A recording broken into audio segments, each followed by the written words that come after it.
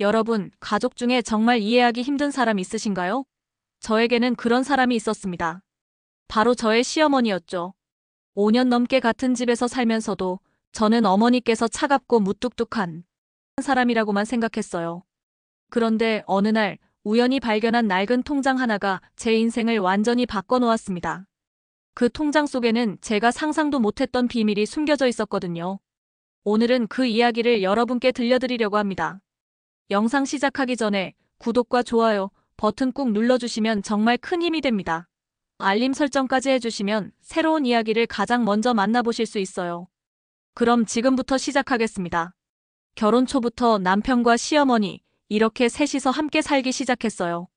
남편은 외아들이었고 시아버지는 일찍 돌아가셔서 어머니 혼자 계셨거든요.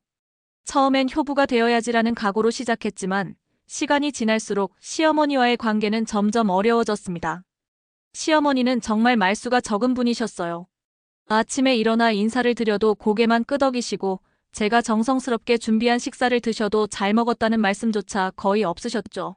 전전긍긍하는 날들이 많았어요. 주말에 특별한 음식을 만들어 드려도 명절에 새 옷을 사드려도 반응은 똑같았습니다. 그래, 됐어. 괜찮아. 이 세 마디가 전부였죠. 남편에게 하소연하면 원래 저런 분이야. 속마음은 다르실 거야 라고 했지만 저는 믿기 힘들었어요. 겉으로 드러나는 게 전부라고 생각했으니까요. 특히 힘들었던 건 제가 몸이 안 좋아서 병원에 다닐 때였어요. 비만성 위염과 스트레스성 두통으로 일주일에 두세 번씩 병원에 가야 했는데 시어머니는 그저 병원 다녀와 라고만 물으실 뿐이었죠. 괜찮니? 힘들지? 저 같은 위로의 말은 단 한 번도 없었어요. 그래서 저는 시어머니를 조금씩 원망하게 됐습니다. 같은 여자인데 왜 이렇게 차가우실까? 며느리는 그냥 집안일 하는 사람으로만 보시나 하는 생각들이 머릿속을 채웠죠. 남편 몰래 울었던 날도 많았어요. 친정엄마에게 전화해서 속상한 마음을 털어놓으면 엄마는 늘 조금만 참아라, 시간이 지나면 나아질 거야 라고 위로해 주셨지만 저는 그게 가능할까 의심스러웠습니다. 5년이라는 시간이 흘렀지만 시어머니와 저 사이의 거리는 좁혀지지 않았어요. 아니, 오히려 더 멀어진 것 같았죠.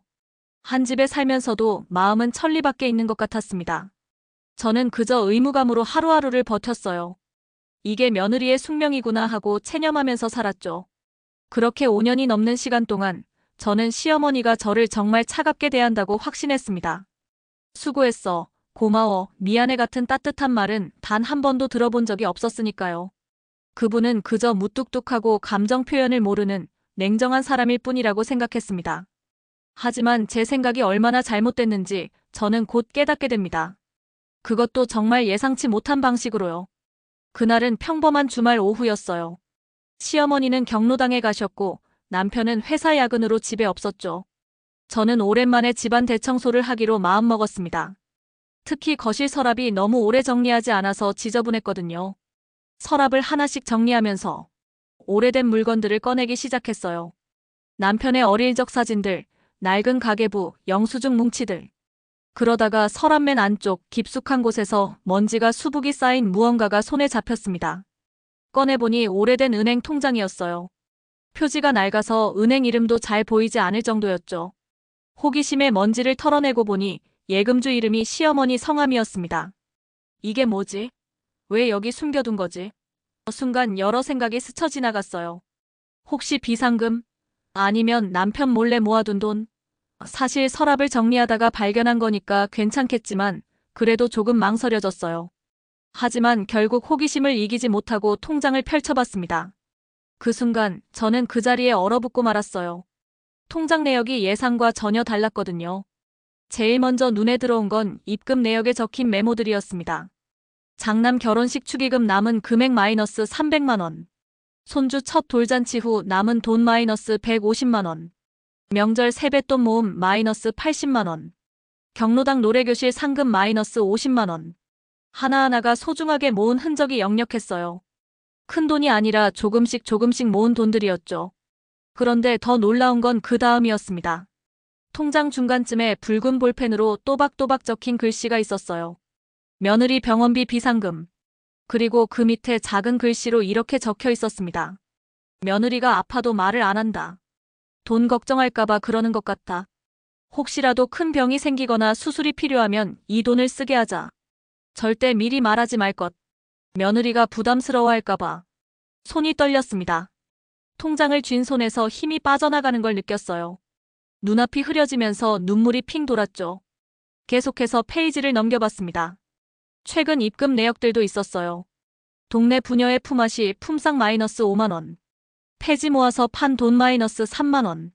용돈 아껴서 마이너스 10만 원. 폐지를 모았다고요? 제가 아는 시어머니는 경로당에서 친구들과 시간을 보내시는 분이었어요. 그런데 언제 폐지를 모으신 거죠? 새벽에 나가셨다 돌아오실 때가 있었는데 그때 모으신 건가? 용돈을 아껴서라는 말에 더 가슴이 아팠습니다. 남편이 매달 드리는 용돈이 많지 않다는 걸 알고 있었거든요. 그 적은 돈마저 아끼고 아껴서 제 병원비를 모으고 계셨던 거예요. 통장을 펼친 채 거실 바닥에 주저앉았습니다. 눈물이 뚝뚝 떨어져서 통장 위로 번졌어요. 내가 뭘 한 거지? 5년 동안 어머니를 차갑다고 무관심하다고 오해했구나. 그동안 시어머니가 무표정하게 병원 다녀와 라고 물으셨던 게 떠올랐어요. 그게 무관심이 아니라 걱정이었던 거예요.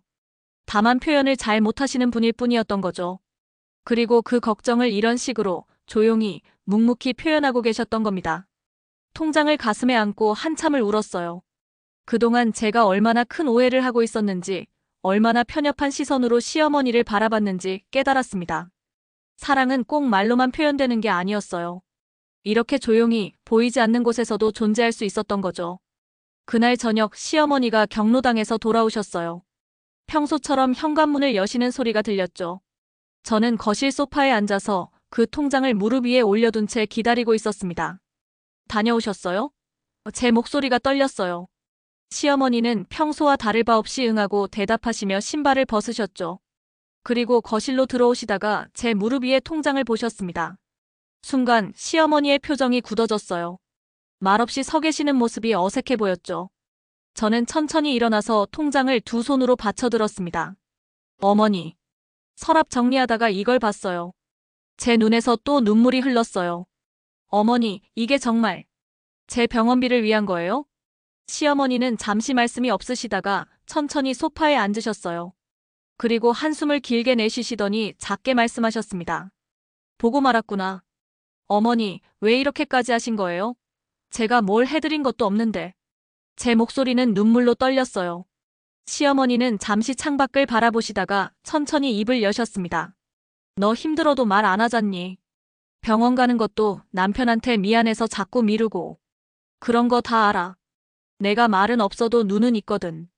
가슴이 뭉클했어요. 그동안 제가 숨기려고 했던 것들을 다 알고 계셨던 거예요. 돈 걱정하는 것도 알아. 병원비 때문에 남편한테 부담 주기 싫어서 참는 거. 엄마가 그런 거 모를 것 같아? 시어머니의 목소리가 평소보다 부드러웠어요. 그래서 내가 할 수 있는 게 이것밖에 없더라고.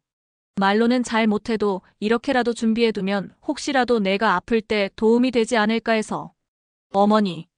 저는 울음을 참을 수가 없었어요. 내가 표현을 잘 못해서 내가 많이 서운했을 거야. 알아.